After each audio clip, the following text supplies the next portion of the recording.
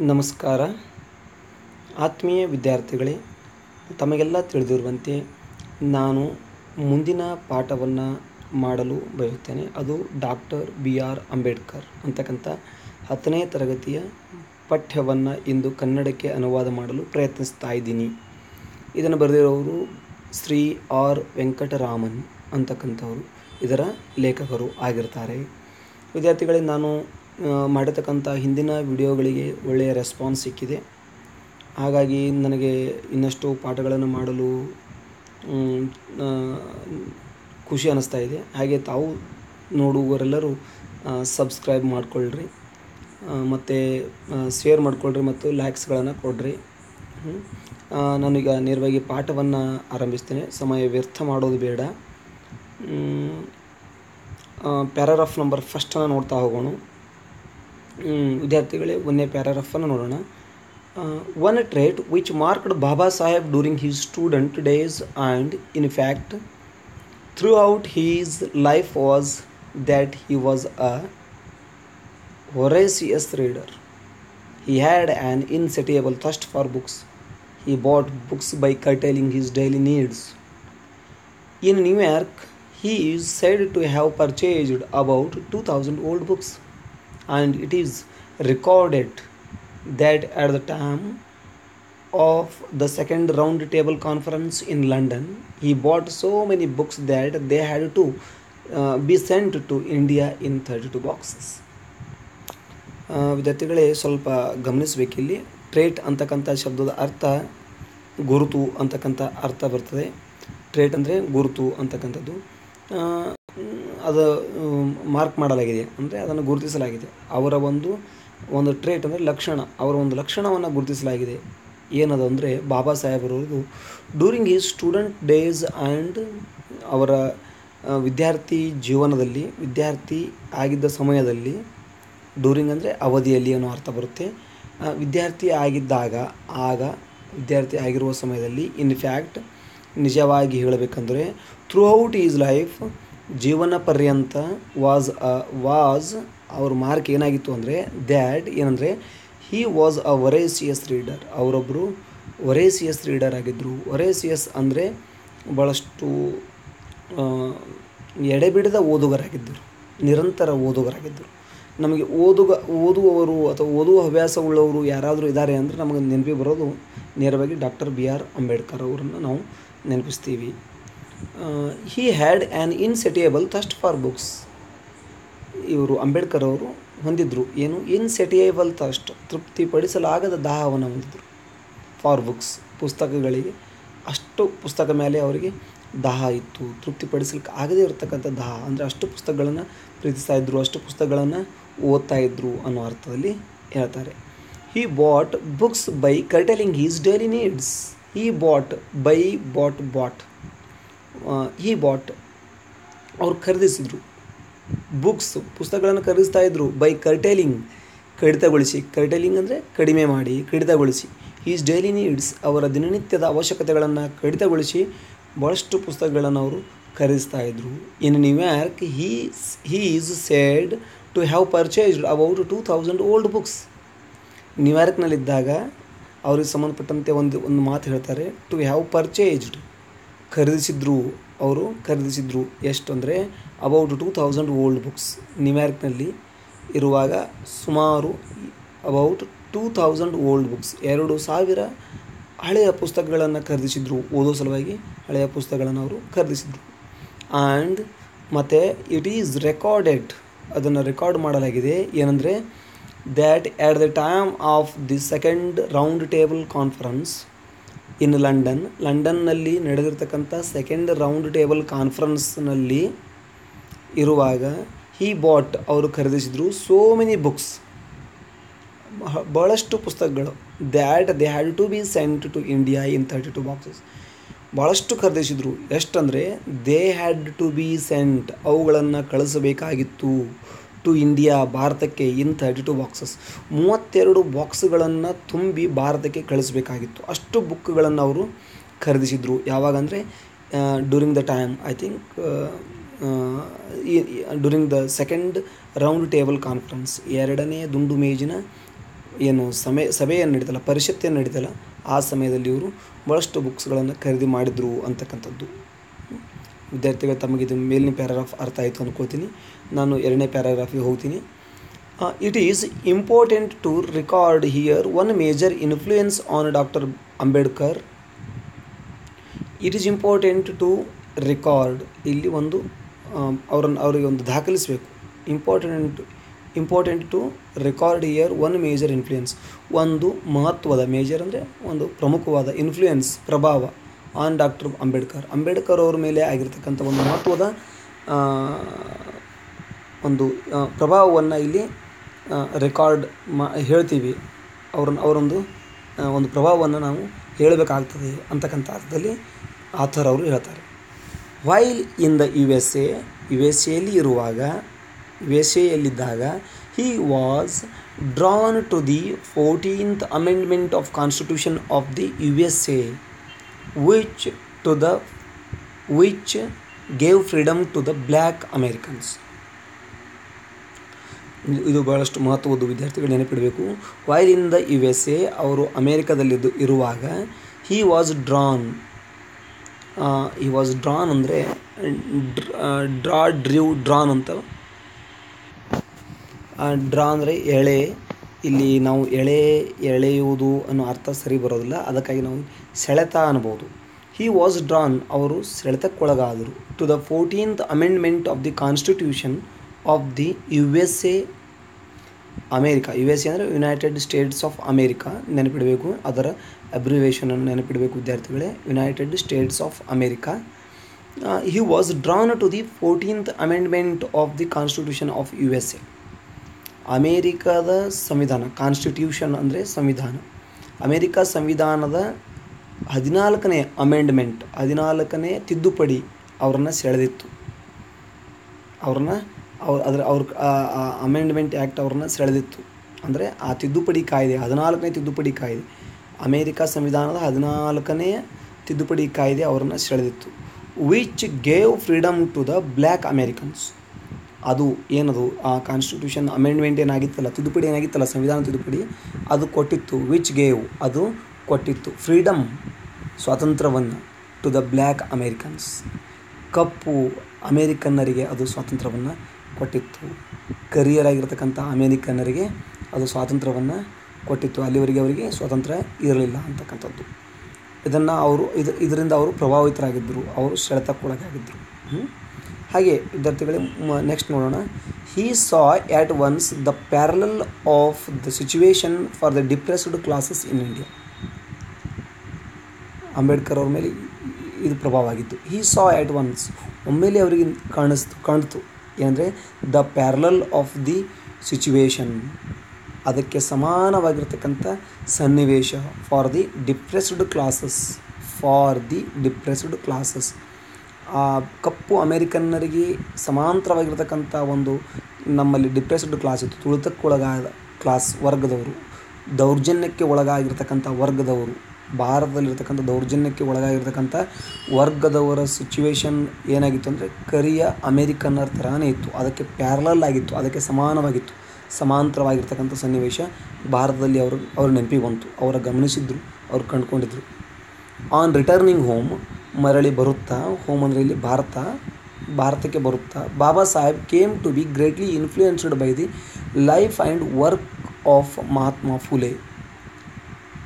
Returning home, ಭಾರತಕ್ಕೆ ಬರುತ್ತಾ, ಬಾಬಾ ಸಾಹೇಬ್ ಅವರವರು came to be greatly influenced by, ಅವರು ಬಹಳಷ್ಟು ಪ್ರಭಾವಕ್ಕೊಳಗಾದರು. The life and work of Mahatma ಫುಲೆಯವರ ಜೀವನ ಮತ್ತು ಅವರ ಕೆಲಸಗಳ ಒಂದು ಪ್ರಭಾವಕ್ಕೆ ಒಳಗಾಗಿದ್ದರು. ಅವರ ಒಂದು ಪ್ರಭಾವಕ್ಕೆ ಇವರು ಒಳಗಾಗಿದ್ದರು. ಮಹಾತ್ಮ ಫುಲೆ ಅವರ ಪ್ರಭಾವಕ್ಕೆ. ಮಹಾತ್ಮ ಫುಲೆ ಅವರು ಯಾರು ಅನ್ನೋದನ್ನು ಮುಂದೆ ಹೇಳ್ತಾರೆ. ದ ವೋಟರಿ ಅಂದರೆ ಪ್ರವರ್ತಕ of a classless society and women's uplift. ಇವರು ಪ್ರವರ್ತಕರಾಗಿದ್ದರು ಕ್ಲಾಸ್ಲೆಸ್ ಸೊಸೈಟಿ ಮತ್ತು ವಿಮೆನ್ಸ್ ಅಪ್ಲಿಫ್ಟ್. ಕ್ಲಾಸ್ಲೆಸ್ ಸೊಸೈಟಿ ಅಂದರೆ ವಿದ್ಯಾರ್ಥಿಗಳಿಗೆ ನೆನಪಿರಲಿ, ಏನಬಹುದು ಅಂದರೆ ವರ್ಗರಹಿತ ಸಮಾಜದ ಪ್ರವರ್ತಕರು. ಅಂದರೆ ಯಾವುದೇ ಭೇದ ಭಾವ ಇಲ್ಲದ ಸಮಾಜವನ್ನು ಕಟ್ಟಬೇಕು ಅಂತಕ್ಕಂಥ ಕನಸು ಕಂಡಿರ್ತಕ್ಕಂಥ ಏಕೈಕ ವ್ಯಕ್ತಿ ಮಹಾತ್ಮ ಫುಲೆಯವರು. ಅವರು ಇವರು ಯಾರ್ರೀ? ಮಹಾತ್ಮ ಫುಲೆ ಅವರು ಈ ಥರ ಅಂಥ ಓಟರಿ ಆಗಿದ್ರು. ಅಂದರೆ ಇವರು ಇಲ್ಲಿ ಉಪಾಸಕರು ಅಂತಕ್ಕಂಥ ಅರ್ಥವನ್ನು ತೊಗೋಬೋದು. ಪ್ರವರ್ತಕರಾಗಿದ್ದರು of a classless society and women's uplift. ಮತ್ತು ಮಹಿಳಾ ಉನ್ನತಿಗಾಗಿ ಶ್ರಮಿಸ್ತಕ್ಕಂಥ ಒಬ್ಬ ವ್ಯಕ್ತಿ ಯಾರಾಗಿದ್ದರು ಅಂದರೆ ಮಹಾತ್ಮ ಫುಲೆ ಅವರಾಗಿದ್ದರು ಅಂತಕ್ಕಂಥದ್ದು. ಅವರ ಪ್ರಭಾವಕ್ಕೆ ಅಂಬೇಡ್ಕರ್ ಅವರು ಒಳಪಟ್ಟರು. The need as well as the feasibility of reform impressed itself on Baba Saheb's mind and he decided to devote all his time and talents for the amelioration of his underprivileged brethren. ನೋಡೋಣ ವಿದ್ಯಾರ್ಥಿಗಳೇ, the need as well as the feasibility ಅಂದರೆ need as well as feasibility, ಅವಶ್ಯಕತೆ ಅಂತೆ ಸಾಧ್ಯತೆ. Feasibility ಅಂದರೆ ಸಾಧ್ಯತೆ, ನೆನಪಿಟ್ಕೋಬೇಕು. Feasibility ಅದು actually. The need as well as feasibility of reform impressed itself on Baba Saheb's mind. ಅವಶ್ಯಕತೆ ಮತ್ತು ಅದರಂತೆ ಸಾಧ್ಯತೆ, ಭಾರತದೊಳಗಿರ್ತಕ್ಕಂಥ ಸುಧಾರಣೆಯ ಅವಶ್ಯಕತೆ ಮತ್ತು ಸಾಧ್ಯತೆಗಳು ಆಫ್ ರಿಫಾರ್ಮ್, ಸುಧಾರಣೆಯ ಸಾಧ್ಯತೆಗಳು ಏನು ಮಾಡಿದವು ಅಂದರೆ ಇಂಪ್ರೆಸ್ಡ್, ಪ್ರಭಾವಿಸಿದ್ದವು. ಹೇಗೆ? Itself on Baba Saheb's mind, ಬಾಬಾ ಸಾಹೇಬರ ಮನಸ್ಸಿನ ಮೇಲೆ ಅವು ಪ್ರಭಾವಿಸಿದ್ದವು.